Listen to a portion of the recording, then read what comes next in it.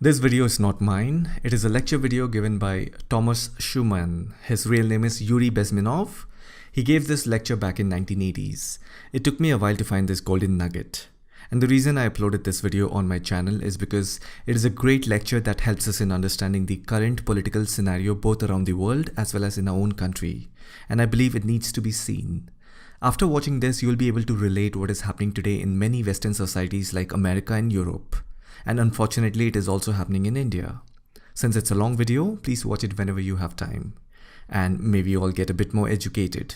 The video starts now.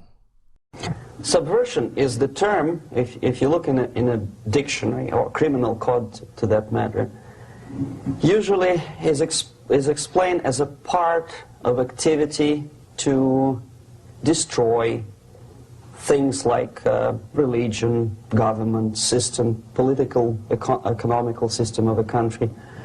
And usually it's linked to espionage and such romantic things as blowing up bridges, sidetracking trains, cloak and dagger activity in Hollywood style. What I'm going to talk about now has absolutely nothing to do with the cliché of espionage or KGB activity of collecting information. So the greatest mistake or misconception, I think, is that whenever we are talking about KGB, for some strange reason, starting from Hollywood movie makers to professors of political science and quote-unquote experts on Soviet affairs, or Kremlinologists as they call themselves, they think that the most desirable thing for Andropov and the whole KGB is to steal blueprints of some supersonic jet, bring it back to Soviet Union and sell it to the Soviet military-industrial complex. It's only partly true.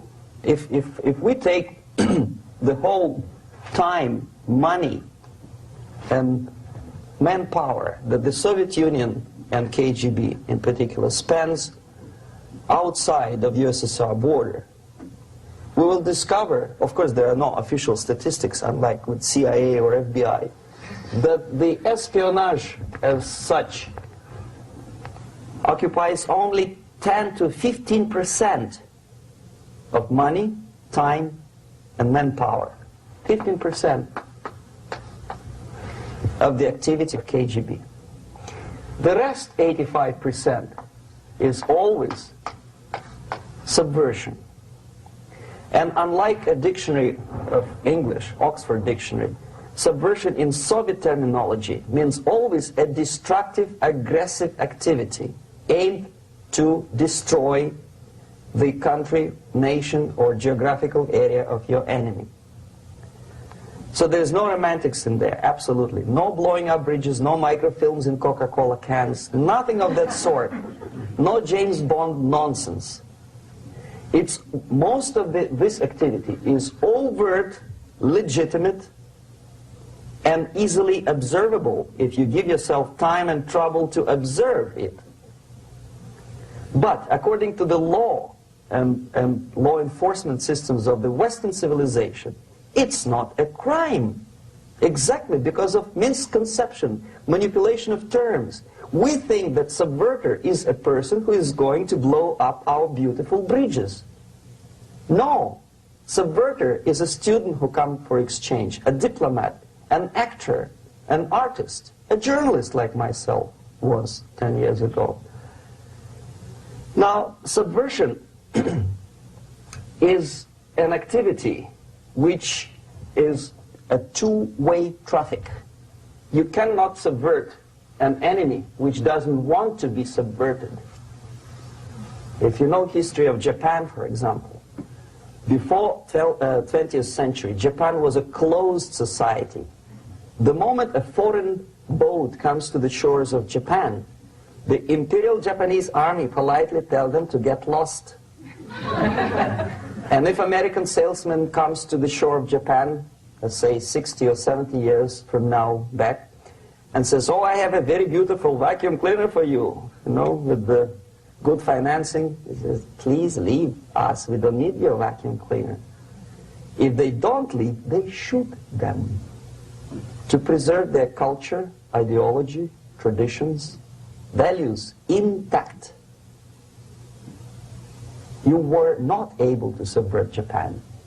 You cannot subvert Soviet Union because the borders are closed. The media is censored by the government. The population is controlled by the KGB and internal police. With all the beautiful glossy pictures of Time magazine and Magazine America, which is published by the American embassy in Moscow, you cannot subvert Soviet citizens because the magazine never reaches Soviet citizens. It's collected from the newsstands and thrown to garbage can. Subversion can be only successful when the initiator, the actor, the agent of subversion has a responsive target. It's a two-way traffic. United States is a receptive target of subversion. There is no response similar to that one from United States to the Soviet Union. It stops halfway somewhere. It never reaches here. The theory of subversion goes all the way back 2,500 years ago. The first human being who formulated the tactics of subversion was a Chinese philosopher by the name of Sun Tzu.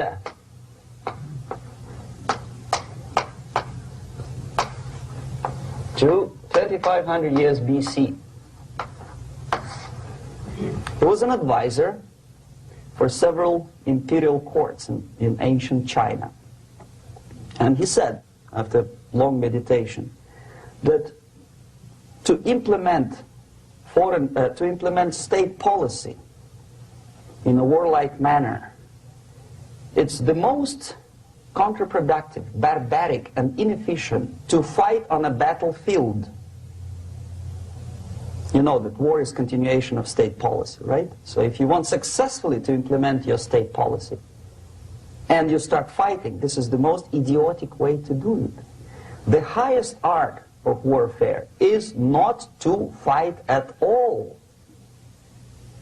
but to subvert anything of value in the country of your enemy, until such time that the perception of reality of your enemy is screwed up to such an extent that he does not perceive you as an enemy, and that your system, your civilization, and your ambitions look to your enemy as an alternative, if not desirable, then at least feasible.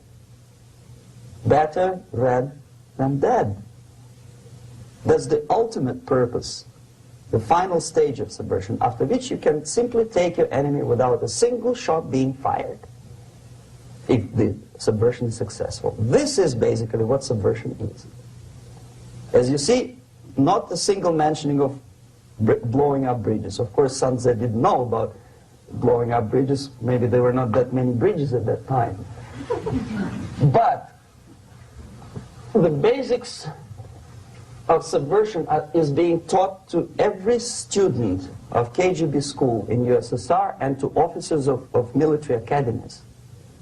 I'm not sure if the same author is included in the list of reading for American officers, to say nothing about ordinary students of political science. I had difficulty to find the translation of Sun Tzu in a library of a university in Toronto and later on here in Los Angeles. But it's a book which is not available. It is forced to every student in USSR. Every student who is taught to be dealing further in his future career with foreigners. What subversion is? Basically, it consists of 4 periods, time-wise. If we start from here and go this way, time, right? This is the beginning point. The first stage of subversion is the process which is called, basically, demoralization. It says for itself what it is.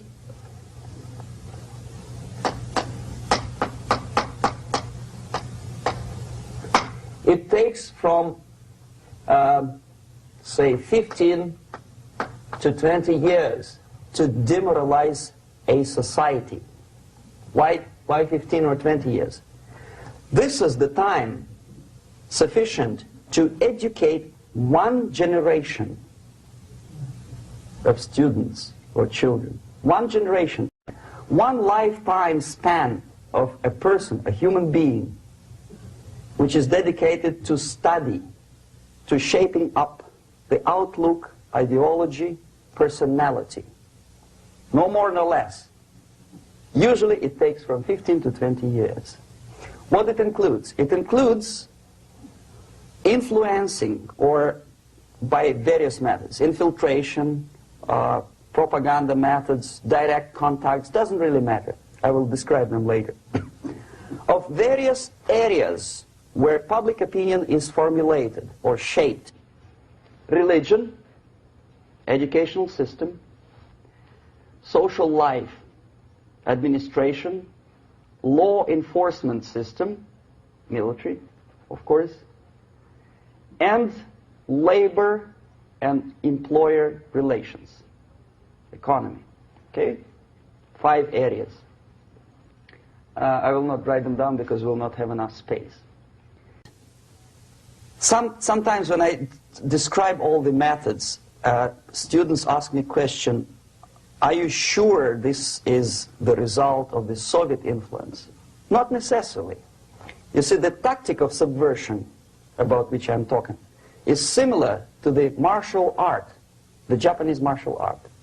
If some of you are familiar with that tactic, probably you will remember that if an enemy is bigger and heavier than yourself, it would be very painful to resist his direct strike. If a heavier person wants to strike me in the face, it would be very naive and counterproductive to stop his blow. The Chinese and Japanese judo art tells us what to do. First to avoid the strike, then to grab the fist and continue his movement in the direction where it was before, right? Until the enemy crashes in the wall. You see? So, what happens here? The target country obviously does something wrong. If it's a free democratic society, there are many different movements within the society. There are obviously, in every society, there are people who are against this society. They may be simple criminals, ideologically in disagreement with the state policy, conscientious enemies, simply psychotic personalities who are against anything, right? And finally, there are a small group of agents of a foreign nation, bought, subverted, recruited, right? The moment all these movements will be directed in one direction, right? This is the time to catch that movement and to continue it until the movement forces the whole society into collapse, into crisis, right? So that's exactly the martial art tactic. We don't stop an enemy. We let him go. We help him to go in the direction we want them to go. Okay? So, on the stage of demoralization, obviously there are tendencies in each society, in each country, which are going to opposite direction from the basic moral values and principles. To take advantage of these movements, to capitalize on them, is the main purpose of the originator of subversion. So we have religion, we have education, we have social life, we have power structure, we have labor relations, unions, and finally we have law and order. 1, 2, 3, 4, 5, 6. Okay? These are the areas of application of subversion. What it means exactly? In case of religion, destroy it, ridicule it, replace it with various sects, cults, which bring people's attention, faith, whether it is naive, primitive, doesn't really matter. As long as the basically accepted religious dogma is being slowly eroded and taken away from the supreme purpose of religion, to keep people in touch with the supreme being, that serves the purpose. Therefore, replace it, accepted, respected religious organizations with fake organizations. distract people's attention from the real faith and attract them to various different faiths. Education. Distract them from learning something which is constructive, pragmatic, efficient. Instead of mathematics, physics, foreign languages, chemistry, teach them history of urban warfare, natural food, home economy, your sexuality, anything, as long as it takes you away. Okay? Social life. Replace traditionally established institutions and organizations with fake organizations. Take away the initiative from people.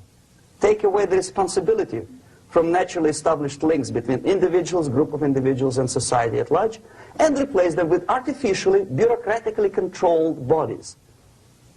Instead of social life and friendship between neighbors, establish social workers institutions. People who are on payroll of whom? Society? No. Bureaucracy. The main concern of social workers is not your family, not you, not social relations between groups of people. The main concern is to get the paycheck from the government. What will be the result of their social work doesn't really matter. They can develop all kind of concepts to show to the government and to the people that they're useful. Okay, away from the natural links, power structure. Okay, the natural bodies of administration, which are traditionally either elected by people at large or appointed by elected leaders of society, are being actively substituted by artificial bodies. The bodies of people, groups of people, whom nobody elected. Never. As a matter of fact, most of the people don't like them at all, and yet they exist. One of such group is media. Who elected them? How come they have so much power? Almost monopolistic power on your mind. They can rape your mind. But who elected them? How come they have a nerve to decide what is good and what is bad for the elected by you, president, and his administration? Who the hell are they? Spiro Agnew, who was hated by the liberal left, called them a bunch of enfeebled snobs. And that's exactly what they are. They think they know. They don't. The level of mediocrity. In a big establishment like New York Times, Los Angeles Times, major television network, you don't have to be excellent journalist. You have to be exactly a mediocre journalist. That's easier to survive. There's no competition anymore. You have your good, nice income, $100,000 a year. That's it. Whether you are better or worse doesn't really matter anymore. As soon as you're smiling to the camera and do your job. That's it. No more competition. Power structure slowly is eroded by the bodies and groups of people who do not have neither qualification nor the will of people to keep them in power, and yet they do have power. Okay. Together with that, there is another process. Law enforcement, law and order organization and structure is being eroded. For the last 20, 25 years, if you see old movies and new movies, you can see that in new movies, a policeman, an officer of the United States Army looks dumb, angry, psychotic, paranoid. A criminal looks nice, kind of, well, he smokes hash and shoots the whatever drug, but basically he's a nice human being. He's creative. And he's unproductive only because society oppresses him. Whereby a general of Pentagon is always, by definition, a war maniac. A policeman is a pig, rude policeman. He abuses his power. No? A generalization like that. The hatred, the mistrust to the people who are supposed to protect you and enforce law and order. Moral relativity. The Angelo Buono process lasted 2 years in Los Angeles. Relativity. The Angelo Buono process lasted 2 years in Los Angeles. And yet there are still some lawyers who say, look, he's a nice character, as a matter of fact. There was some witness who said, also a criminal, who said, well, he's a nice guy. I asked him one day to burn a house of my enemy, and he wouldn't do it. He's a nice fella. Erosion. A slow substitution of basic moral principles, whereby a criminal is not a criminal, actually. He's a defendant. Even if his guilt is proven, there is still a doubt. To kill or not to kill, to be or not to be. Thou shalt not kill, yes. But this line may not necessarily be applicable to a murderer. Thou shalt not murder. That should be the presumption, not that thou shalt not kill. Okay, labor relations. At this stage, within 15 to 20 years, we destroy the traditionally established links of bargaining between employer and employee. The classical Marxist-Leninist theory of natural exchange of goods. A person A has 5 sacks of grain and person B has 5 pairs of shoes. And the natural exchange without money is when they bargain between each other. And only with the introduction of the third force, C, an entirely third foreign stranger who says, no, don't give him 5 sacks of grain, give it to me, and you give me your 5 pairs of shoes, and I will distribute it accordingly, so that the economy will go. This is the death of natural exchange, death of natural bargaining. Well, trade unions were established 100 years ago. The objective was to improve working conditions and to protect the rights of workers from those employers who were abusing their right because they had more money. Objectively, at that time, initially, the trade union movement did work.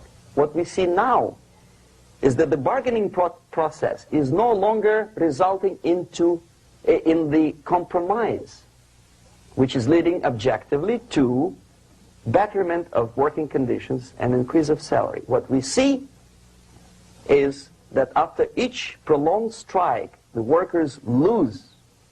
Even if they have 10% increase of their salaries, they cannot catch up due to inflation and due to missed time. More than that, millions of people suffer from that strike because economy now is interdependent. It's intertwined like one body. If previously steel workers, say 100 years ago, could strike and nobody would suffer, now it's impossible anymore. If a garbage collector strikes today, the rest of the multi-million city is stinking. I mean, there's no more service. In Quebec, for example, we had the electricians who were on strike in the middle of winter. You can freeze your bottom, and they still were on strike. Did they catch up with the salary? No, they lost. Who benefited? The leaders of trade unions. What is the motivation for strike? Improving of a worker's condition? No, obviously it's not. Then what is it? Ideology. To prove to these capitalists. And the obedient horde of workers, like sheep, follow these people. And they cannot disobey. Why? Because if they do, you know what happens to them. Pickets, murders, shooting truck drivers by picketers. In Montreal, for example, I saw with my own eyes when I was correspondent of CBC, International, Canadian Broadcasting Corporation, when the workers of aircraft factory destroyed computers and the equipment in the factory. And the administration employed strike breakers. Their cars were turned upside down and burned. Their houses were burned. Their kids were intimidated. And some victims were there. Of that you can be sure. Why? To improve conditions of workers? No. Ideology. Okay, so this is what happens basically. It may or may not happen without the help of the Soviet Union. But the natural tendencies are being greatly taken advantage of and capitalized by the Soviet propaganda systems. How? Whenever trade union strikes, we have influx of propaganda, mass media, ideological dissemination. The workers' right, and we repeat it like parrots. Yes, workers' right. Whose rights? Workers? No. The only freedom of worker to sell his labor according to his own desire and will is taken away from him. By whom? By trade union boss. Unlimited power is given. Responsibility. I want to sell my labor not for $2.50 an hour, but for $2. I don't have right. My freedom is denied to me. I know that if I sell my work for $2 an hour, not for $3 an hour, I will compete better with the other guy who is lazy and more greedy. I don't need $3. I need only $2. No, I was made to believe by media, by business, by advertising agencies that I need more and more and more. Have you ever heard any advertising on TV to consume less? No. No way. Whether you need a six-cylinder car or not, you have to buy it. And hurry up. When I was driving here, on the local radio station, an excited announcer said, "You hurry up, rush and save, save, save. There is a pantyhose sale." Save by buying more. See? Of course. It would be too naive to expect that KGB makes that advertising agency to do such a crazy commercial. No, of course not. But what we did when I was working for Novosti Press, we would snow plow editorial offices, student organizations, religious groups with literature of class struggle, if not directly Marxism-Leninism propaganda, then a propaganda of the legitimate aspirations of working class, betterment of life, equality.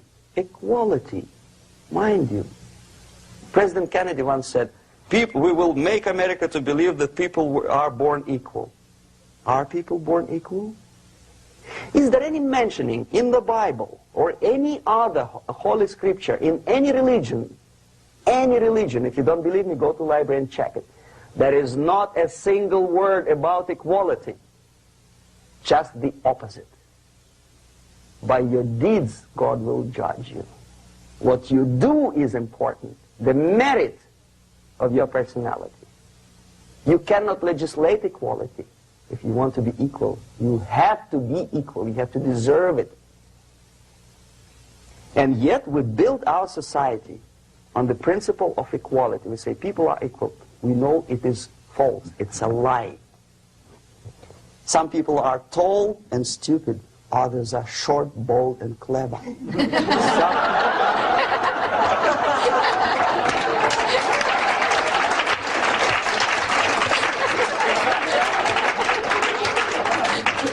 If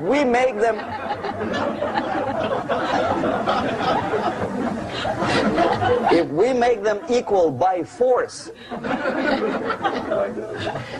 if we put the principle of equality in the basis of our socio-political structure, it's the same thing as building a house on sand.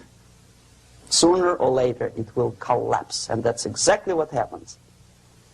And we, as Soviet propaganda makers, are trying to push you in the direction which you go yourself. Equality, yes, equality. People are equal.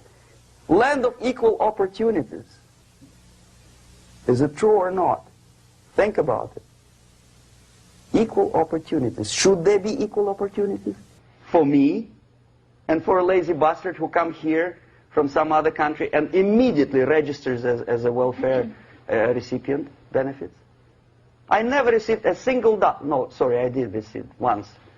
But I never applied for welfare. For the 13 years, I took any job. Security guard, journalist, taxi driver, anything. Well, I was restless, but some people don't like it. They immediately. So why should we have equal opportunities? Why? The equal opportunity to excel. Equal opportunity in equal circumstances, yes, but you know people are different. To excel, yes, provided we reach the same level of excellency, perfection, which is hypothetical, distant future. Yes, maybe. But we know perfectly well that even with the best intentions, people could not be equal. Why should we have equality in the, say, legal system? Myself, I'm considering myself a law-abiding citizen, and a person who comes here to rob and shoot, say, the United States administration under Carter imported thousands of Cuban criminals. They were non-criminals, yet they were accepted.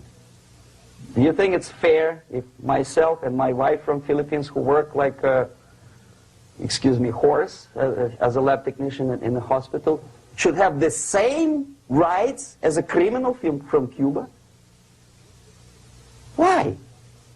And yet we repeat as parrots, equality, equality, equality. And the Soviet propaganda system helps us to believe that equality is something which is desirable.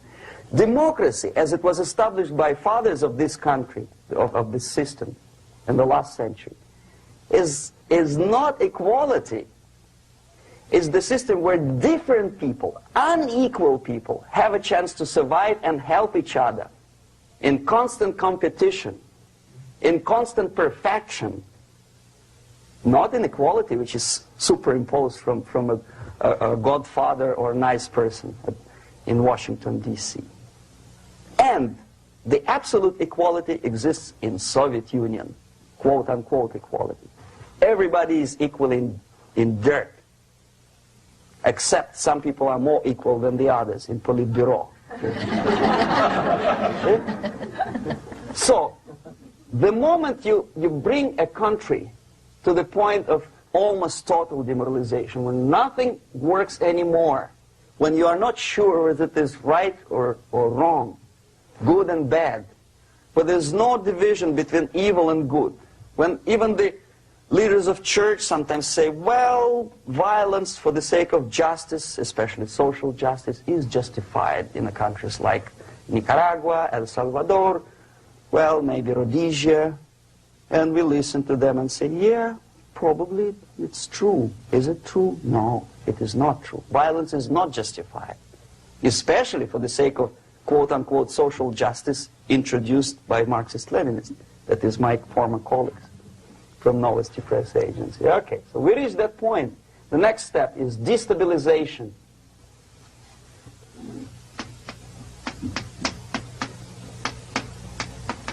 Again, this word says for itself what it is. To destabilize all the relations, all the accepted institutions and organizations in a country of your enemy.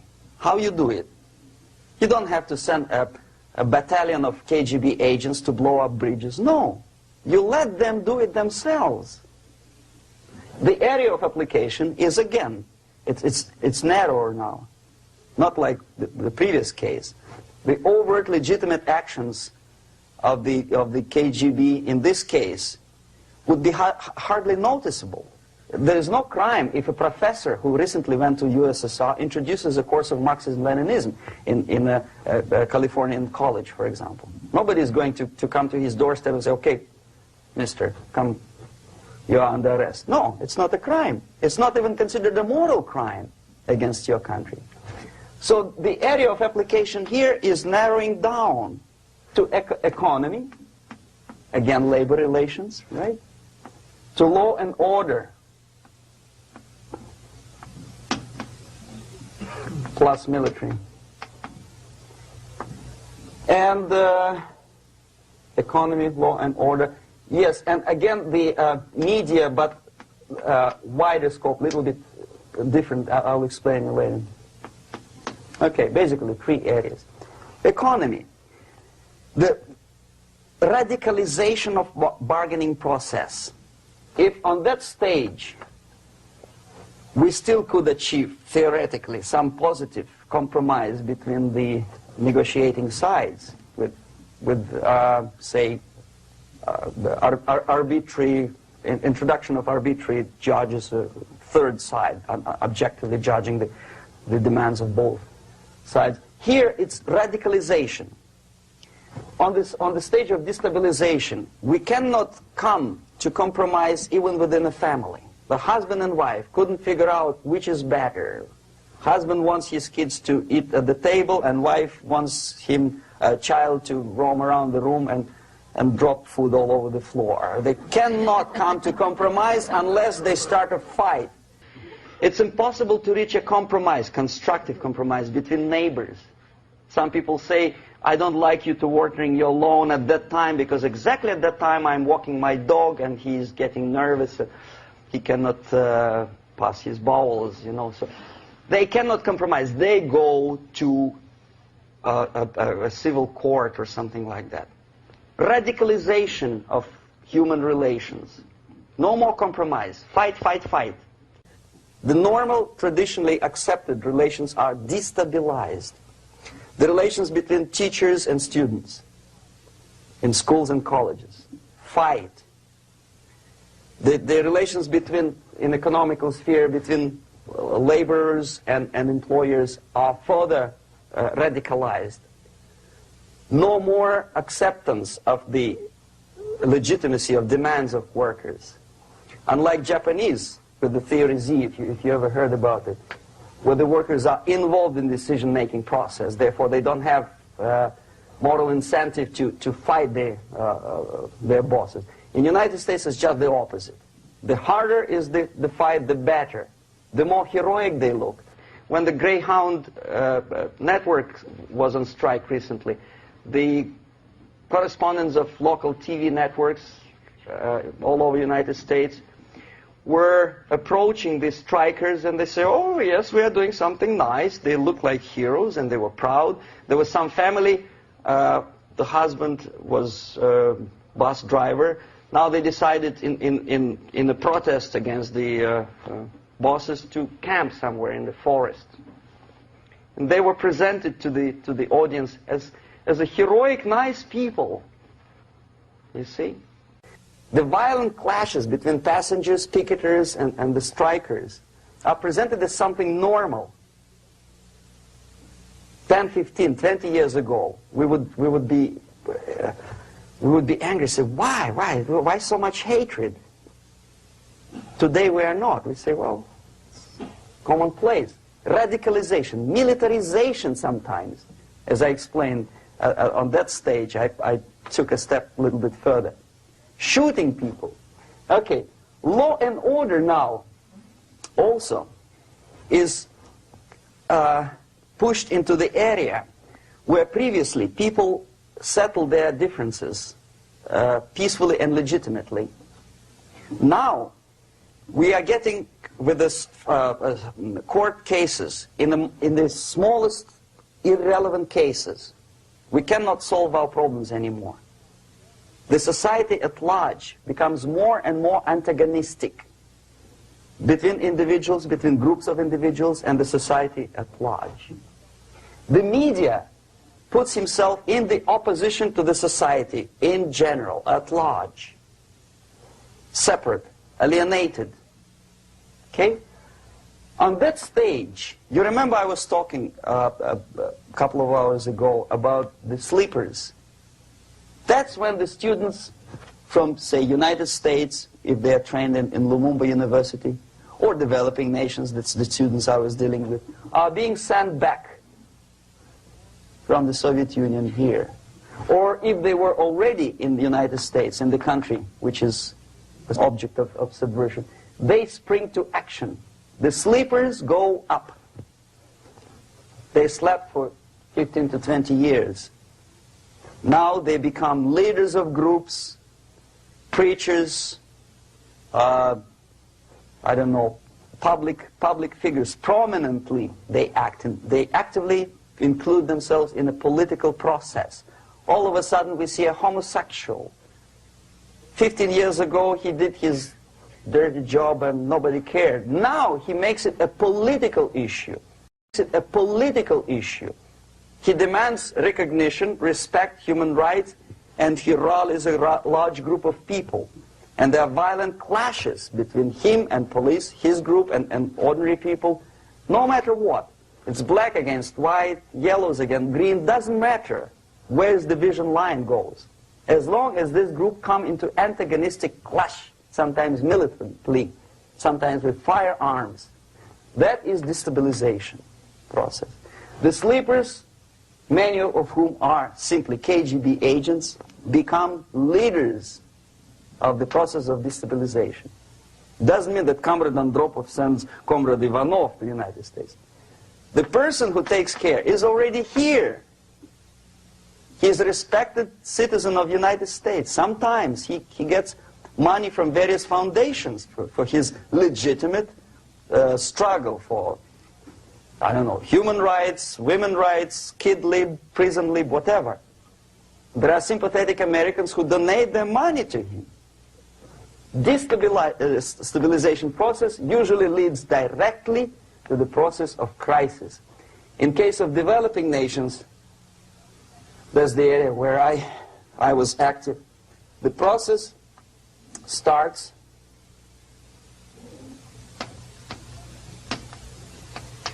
when the legitimate bodies of power, the social structure collapse. It cannot function anymore.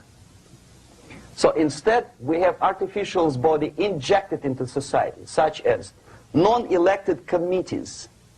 You remember I was talking about them here. Social workers who are not elected by people, media who are self-appointed rulers of your opinion, some strange groups which claim that they know how to lead society forward. They don't usually. All they care is how to collect donations and sell their own concocted ideology, mixture of religion and ideology. Here, we have all this artificial body claiming power. If the power is denied to them, they take it by force. In case of Iran, for example, all of a sudden we have revolutionary committees. What kind of revolution? There was no revolution yet, and yet they had the committees. They were taking power of judgment. They had the power of execution, they had the power of legislation, and that they had the power of judicial. All of them combined in one person, who is half-baked intellectual, sometimes graduated from Harvard University or Berkeley. He comes back to his country and he thinks that he knows the answer to all the social, economical problems. Okay? Crisis is when society cannot function any more productively. It collapses, obviously. That's the word for crisis. So therefore, the population at large is looking for a savior. The religious groups are expecting a messiah to come. The workers say, we have family to feed. Let's have a strong government, maybe socialist government, centralized. When somebody put the employers on their place and let us work. We are sick and tired of going to strike and missing overtime and all that stuff. We need some strong man, strong government, a leader, a savior is needed. Population is sick and tired already. And here we are. We have a savior. Either a foreign nation comes in, or the local group of leftists, Marxists, no matter what they call themselves, Sandinista, a reverend or some sort, Bishop Muzureva, like in Zimbabwe, doesn't matter. A savior comes and says, I will lead you. So we have two alternatives here. Civil war and invasion. Okay? See how it goes? Civil war, we know what it is. Lebanon is the best example. The civil war, which was artificially implanted in Lebanon by injection of force of PLO, Palestinian Liberation Organization. Invasion we have in many other countries like Afghanistan, name any East European country, it was invaded by the Soviet army. But the result is the same. The next stage is normalization. Normalization is a very ironic word, of course. It is borrowed from 1968 situation in Czechoslovakia, when the Soviet propaganda, and after them New York Times, declared the country is normalized. The tanks moved into Prague, so there is no more Prague Spring, there's no more violence, normalization. At that stage, the self-appointed rulers of the society don't need any revolution anymore. They don't need any radicalism anymore. So this is the reverse from destabilization. Basically, it is stabilizing the country by force. So all the sleepers and activists and social workers and liberals and homosexuals and professors and Marxists and Leninists are being eliminated physically sometimes. They've done their job already. Okay? They are not needed anymore. The new rulers need stability to exploit the nation, to exploit the country, to take advantages of the victory. Okay? So no more revolutionaries, please. And that's exactly what happens in a number of countries. You remember Bangladesh? This is the crisis in which I was instrumental. First they had Mujibur Rahman. In 1971, he was the leader of People's Party, Awami League, with mustache like Stalin. He was in Russia many times. In 5 years, he was shot by his former colleagues, Marxists. He fulfilled his function. In Afghanistan, it happened 3 times. First there was Taraki, then there was Amin, now there's Babrak Karmal. They killed each other successively, one after another. The moment he fulfills his duty, the first one demoralized country, the second destabilized, the third one brought it to crisis. Goodbye, comrades. Babrak Karmal comes from Moscow and put into the seat of power. Same thing happened in Grenada recently. Maurice Bishop, Marxist, was killed by Austin, what's his name, General something, who was also a Marxist. Right? So no more revolutions, please. Normalization now. From now on, no more strikes, no more homosexuals, no more women lib, no more kid lib, no more lib, period. A good, solid, democratic, proletarian freedom. That's it. Now, to reverse this process takes enormous effort. When today, United States had to invade Grenada to reverse the process of subversion. Some people say, boy, this is not good, it's not kosher to invade the beautiful country, island of Grenada. Well, why didn't you stop the process here, when Grenada was just approached by leftists? Why not to prevent Maurice Bishop to come in power in the first place? Did Grenadians want him? Very questionable. They didn't know who was Maurice Bishop in the first place. He came to power by coup d'etat himself. Okay? No, we let the situation develop further and further and further until the crisis and normalization very soon. And then the United States decided to invade country, discovering that the country was absolutely a military base for the Soviet Union. Of course it's a drastic measure. Of course it's a pity that Marine Corps had to lose, what, 17 lives. Very bad. Why not to stop the process before it comes to crisis? Oh no, intellectuals will not let you. It's interference into domestic affairs. They're very careful not to let American administration to interfere in domestic affairs of Latin American countries. They don't mind Soviet Union interfere in these affairs. Okay. So to reverse this process, from here, it takes only and always military force. No other force on earth can reverse this process at this point. At this point, it does not take military invasion of the United States Army. It takes strong action, like in Chile.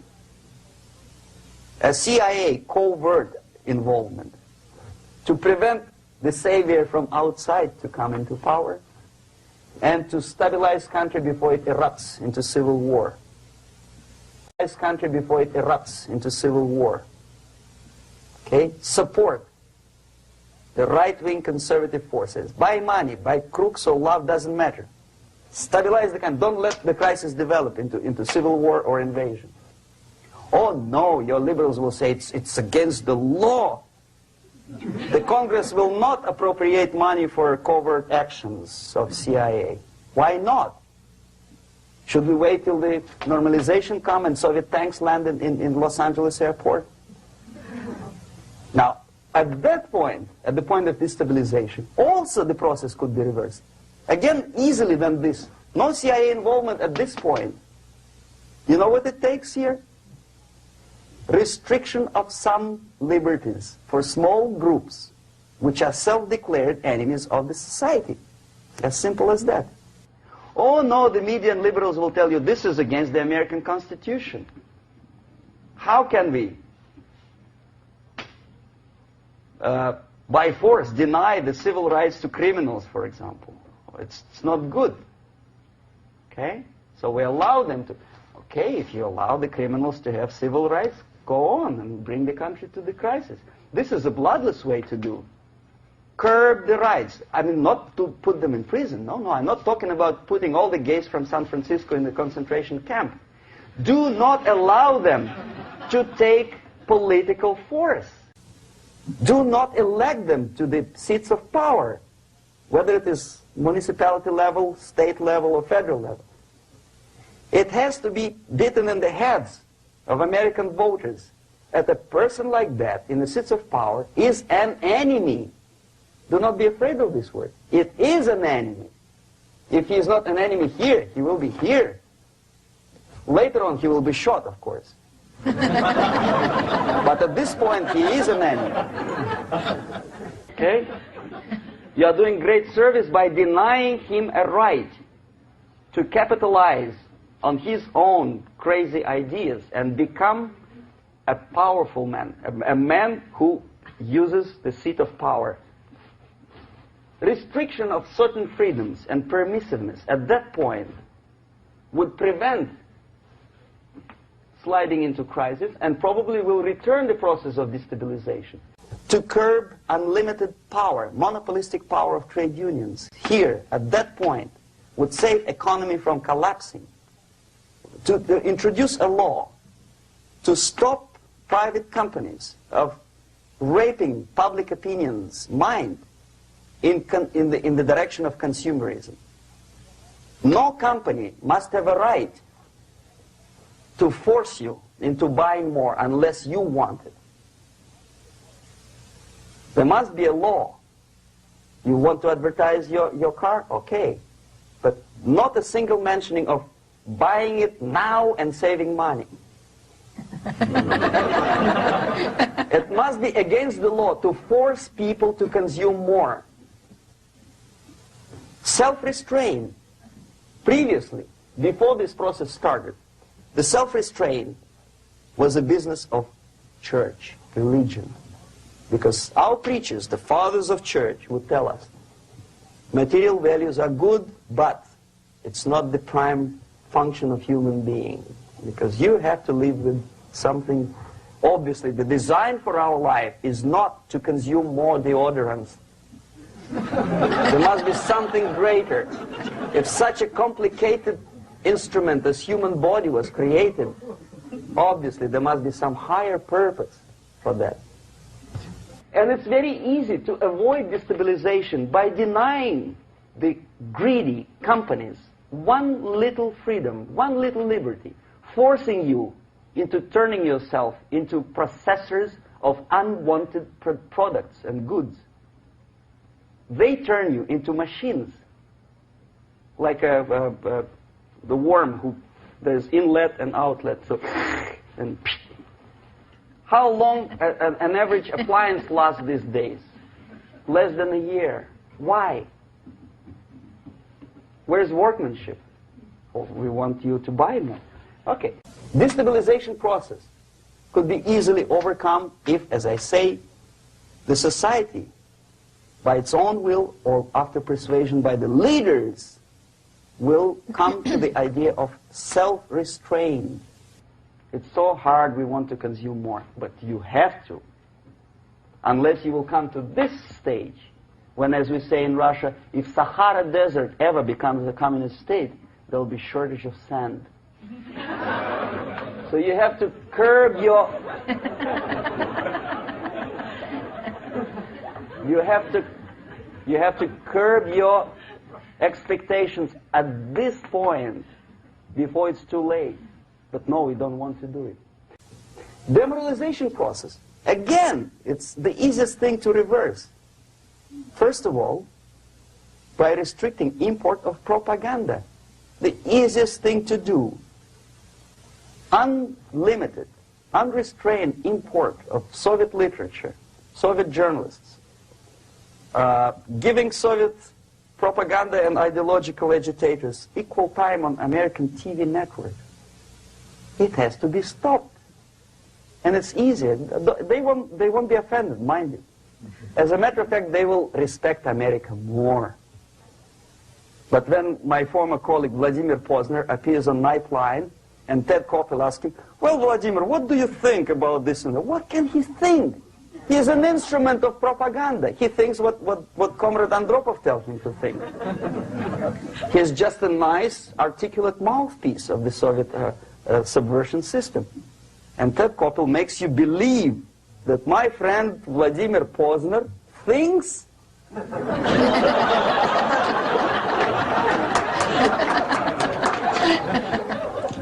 the process of demoralization may not have started at all if at that point the country, which is a recipient of subversion, actively, not violently, but actively, prevents importation of foreign ideology. I don't want America to follow the pattern of ancient Japan. You don't have to shoot every foreigner when it approaches the sacred borders of the United States. But when he offers you a junk in the disguise of very shiny something, you have to tell him, no, we have our own junk.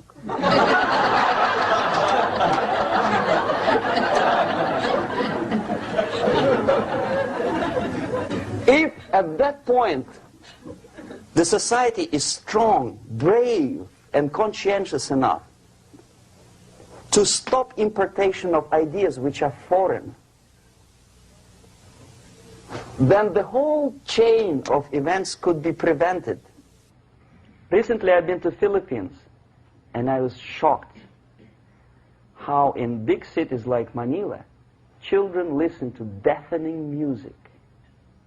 A melodious nation with long traditions of good, nice ethnic music, introduced by Spanish long time ago, maybe 2 centuries, 3 centuries ago, I don't remember how long. All of a sudden listen to musical garbage, blasting their radios at full blast, at full volume. Why? In India, I spent many years watching the reactions of Indians walking out of movie theaters after seeing Hollywood production. They couldn't figure out why Americans are so wasteful. They smash their cars, their shiny cars, every 5 minutes. How come they shoot each other for $500,000? Is it true that they're so obsessed with sex? Can you imagine showing a movie where each 5 minutes there's a copulation on the screen, to a country like India with long tradition of respect to these private matters, or to Pakistan?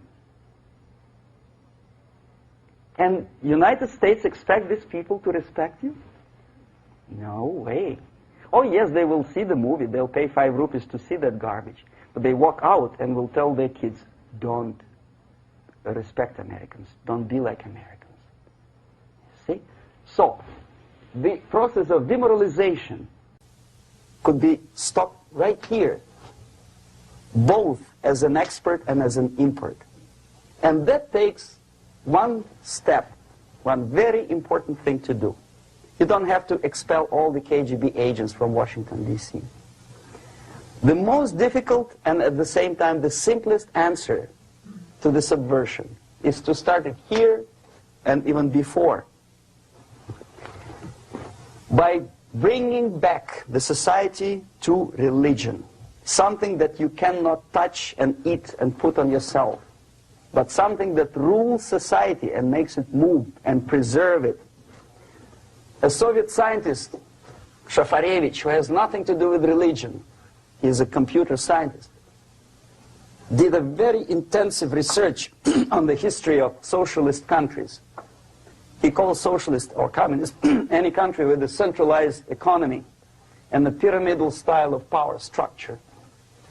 And he discovered, actually he didn't discover it, he just brought to attention of his readers, that civilizations like Mohenjo-Daro in the river Indus area, like Egypt, like Maya, Incas, like Babylonian culture, collapsed and disappeared from the surface of Earth.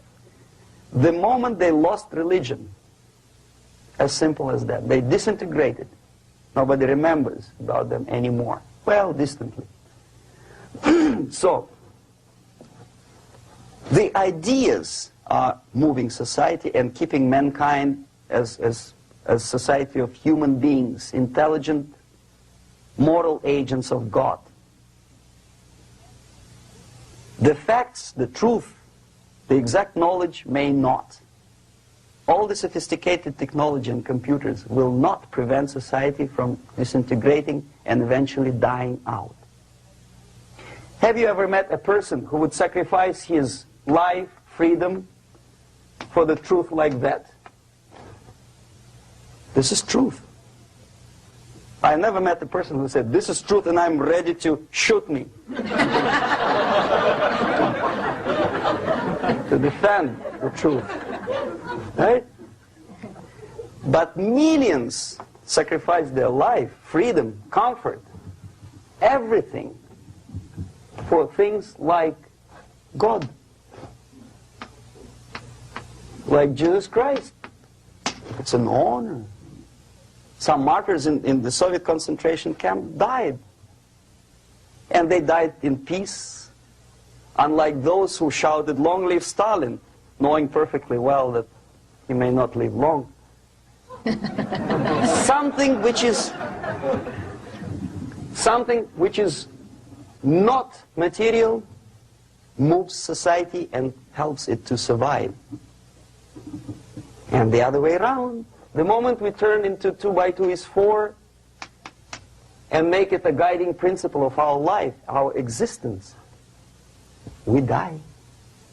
Even though this is true, and this we cannot prove. We only can feel and have faith in it. So the answer to ideological subversion, strangely enough, is very simple.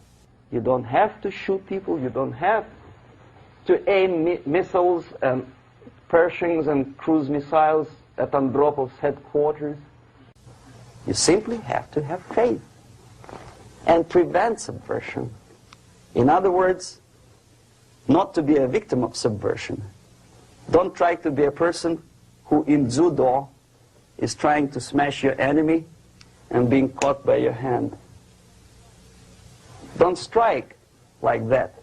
Strike with the power of spirit and moral superiority. If you don't have that power, it's high time to develop it. And that's the only answer. That's it. Thank you.